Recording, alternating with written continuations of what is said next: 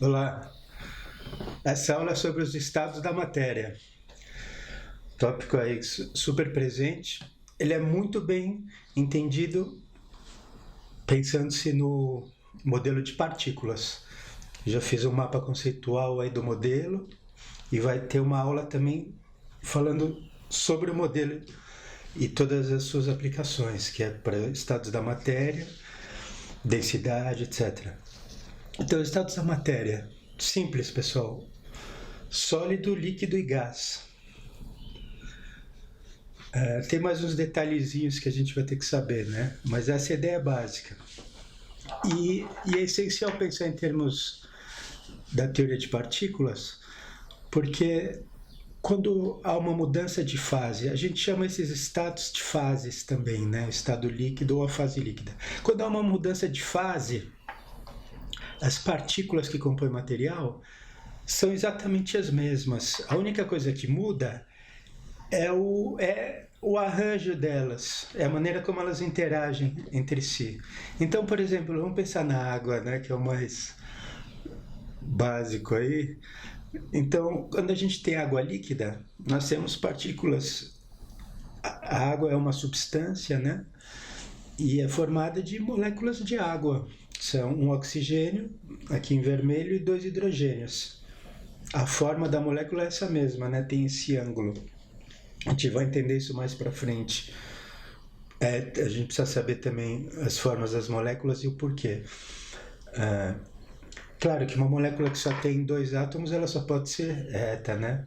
Mas a partir que você adiciona 3, 4, 5, 6, várias formas são possíveis. Bom, enfim, a partícula de água é essa, é a molécula de água. Então, quando a gente tem água líquida, o gelo ou o vapor de água, que é água na forma de gás, nós temos as partículas exatamente as mesmas. As moléculas de água, não muda absolutamente nada na molécula de água. O que muda é como ela vai interagir. Então, no sólido, as partículas estão mais próximas e em lugares determinados, né? É um cristal. Seria o gelo, por exemplo. No líquido, as partículas estão um pouquinho mais afastadas, mas as forças são menores entre elas. Então, as moléculas de água conseguem se mover um pouco. É o estado líquido. No estado gás, a interação é muito fraca entre as partículas. Então, elas estão praticamente soltas.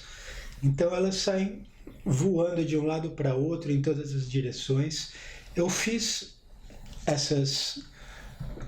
produzi essas simulações computacionais aqui, que dá um auxílio aí para entender essa ideia, né, do sólido, partículas ali em posições fixas. Se você aumenta a temperatura, elas vibram mais rápido. Se você diminui a temperatura, elas diminuem as vibrações, mas elas nunca param de vibrar. E no caso do gás, se você aumenta a temperatura, elas viajam mais rápido. Esse é o significado do aumento. Então, o modelo de partículas é muito importante para entender a ideia de temperatura também. Quanto maior a temperatura, mais rápido as partículas estão, maior a velocidade das partículas. No caso do sólido, mais rápida a vibração, tá? E o líquido, eu não consegui fazer a animação ainda do líquido, mas você imagina uma coisa entre os dois, né? Você pode ver aqui no FET, que é um site aí de uma universidade americana que tem um monte de simulações também de química, física, excelente. Você pode dar uma olhadinha aqui, eu vou deixar o link aí para a animação deles, sólido, líquido e gás. Então, quando você tem o material no estado sólido e você esquenta, você está dando mais energia às partículas, elas começam a vibrar mais rápido, até que chega um ponto que é tão rápido que elas começam a se soltar umas das outras, se distanciar mais. Então aí você passa para o líquido. Aí é a mesma coisa. Você continua esquentando, as partículas vão adquirindo mais energia, até chega uma hora que elas decolam, elas saem fora do líquido e começam a viajar soltas aí dentro do recipiente, como mostra aí nas animações. Então, é isso que acontece. Se você pega o gás e esfria, começa a diminuir a velocidade até que elas, pum, viram líquido de novo. É fantástico, né? Realmente é muito interessante que nós tenhamos esses 3 estados da matéria. Na verdade, há mais estados da matéria. Nós temos o estado de plasma, por exemplo, que é depois do gás, é mais quente que o gás. Se você esquenta mais o gás, ele já está indo tão rápido que aí qual que é a próxima transformação? O átomo se rompe, os elétrons, o negócio está tão quente que os elétrons eles saem do átomo e você acaba tendo elétrons soltos e o núcleo do átomo solto também.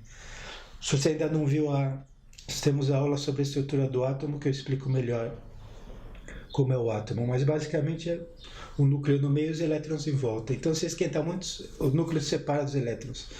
Esse é o estado de plasma, que é o que a gente se observa nas estrelas e na sua TV de plasma.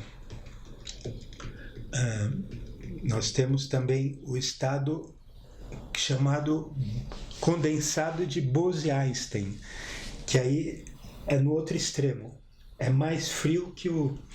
você está com o material em estado sólido, você continua esfriando ele. São poucos materiais que se conseguiu atingir esse estado de Bose-Einstein, condensado de Bose-Einstein. E os resultados são fantásticos. Você obtém a supercondutividade, que é um estado em que não tem resistência elétrica, então isso é o que vai completamente revolucionar a sociedade. Ainda ele só é conseguido com temperaturas muito baixas, mas os cientistas estão trabalhando para conseguir esse estado numa temperatura um pouco mais alta para que a gente possa utilizar. Isso talvez demore mais 50, 100, 200 anos, não sabemos. Mas vai revolucionar totalmente a vida. Vai ter pessoas flutuando, tudo flutuando por repulsão magnética, por exemplo.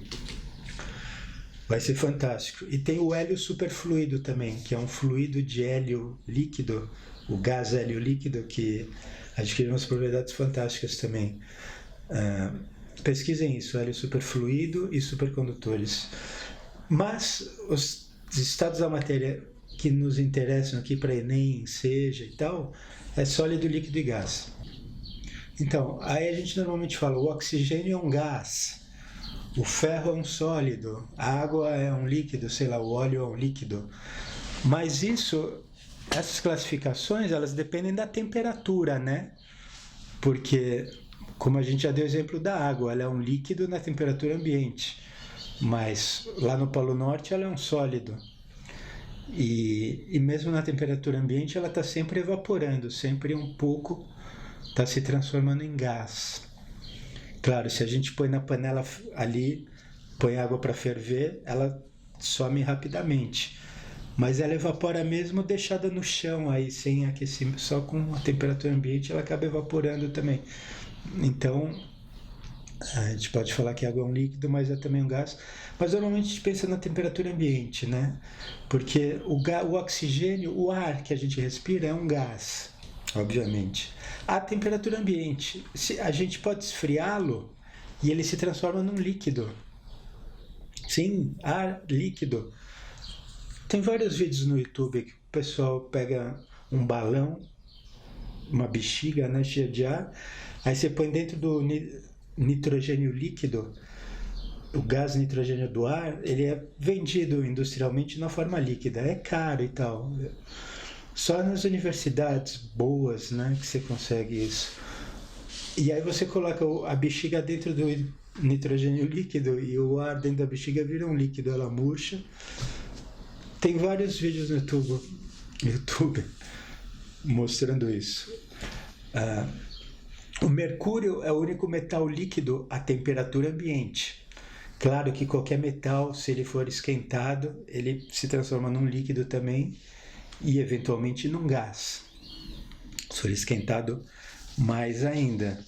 Essas são as ideias básicas, né, de estados da matéria. Eu expliquei com base na teoria das partículas, para ficar mais claro e para poder juntar em outras coisas que a gente está aprendendo também com base nessa grande ideia da ciência que é de partículas.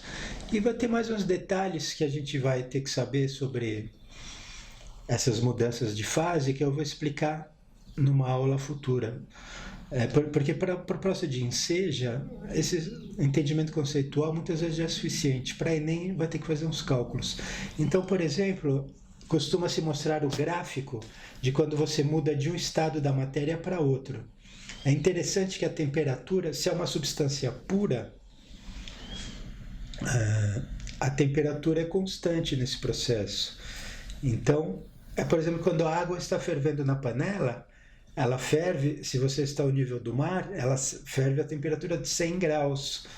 Então, você continua esquentando, a panela continua no fogo, mas a temperatura não passa de 100 graus.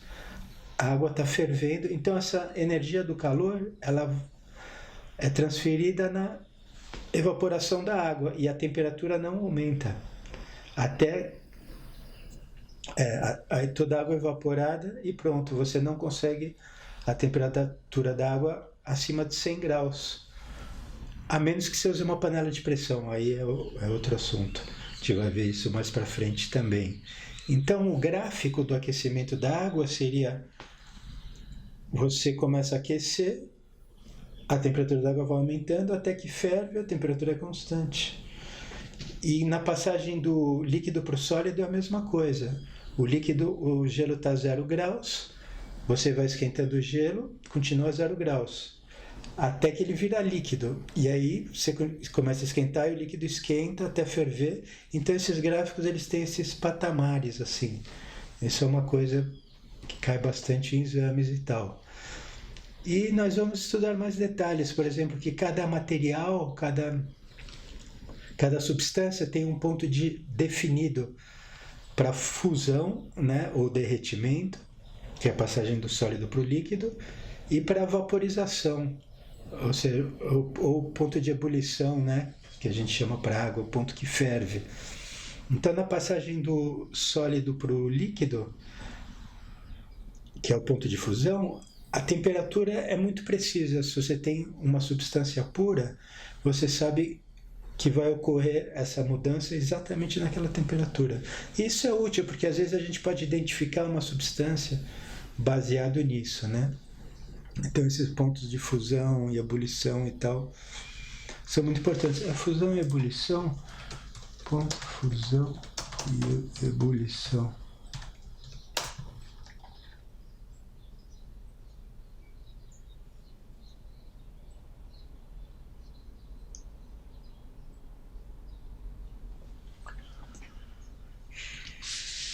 Então, é importante saber o ponto de fusão, ponto de ebulição.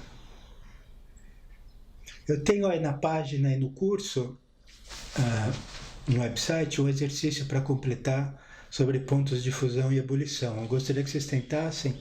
Então, vai assim, por exemplo, um material cujo ponto de ebulição é menos 20 graus centígrados, qual é o estado dele na temperatura ambiente? É um gás, né? Porque se ele já virou gás a menos 20 graus... Então, em conclusão, nós usamos o modelo de partículas para entender a interação entre as partículas, formando sólidos, líquidos e gases.